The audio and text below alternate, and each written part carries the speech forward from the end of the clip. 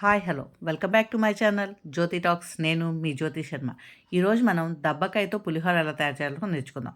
అసలు పులిహోర అంటే ఇష్టం ఉండని వాళ్ళు ఎవరున్నారండి? సరే, ముందైతే బాణీలో కొద్దిగా నూనె వేసుకుని అందులో ఆవాలు, మినప్పప్పు, శనగపప్పు, చక్కగా పల్లీలు వేసుకునే వాళ్ళు వేసేసుకోవచ్చు. అయితే నేను పల్లీలు ఎందుకు వేయను అనంటే చద్ది వాసన వచ్చేస్తుంది కొంచెం. అంటే ఒక పూట లేట్ అయితే అందుకని. సరే, ఆ తర్వాత అందులో పసుపు, కరివేపాకు కూడా వేసి వేగించండి. ఈ లోపల చక్కగా వండి ఉంచుకున్న అన్నాన్ని ఆరపెట్టుకుని అందులో పచ్చి ఇంగువ వేసుకోండి.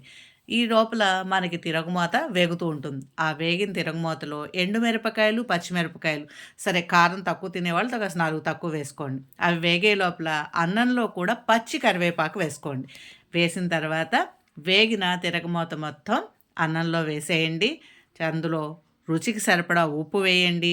అలాగే దానిలో మనం తీసి అట్టే పెట్టుకున్న దబ్బకాయ రసం కూడా పిండి చక్కగా మొత్తం ఈవెన్‌గా కలిసేటట్టు కలుపుకోండి.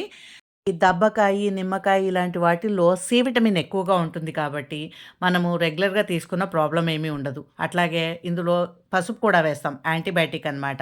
బ్యాచిలర్స్ కూడా చాలా ఈజీగా చేసుకొని, చాలా ఫాస్ట్‌గా చేసుకునే ఫుడ్ ఇది. మీరు కూడా ఒకసారి ఇలా ట్రై చేసి ఎలా వచ్చిందో నాకు కామెంట్ సెక్షన్‌లో తెలియచేయండి.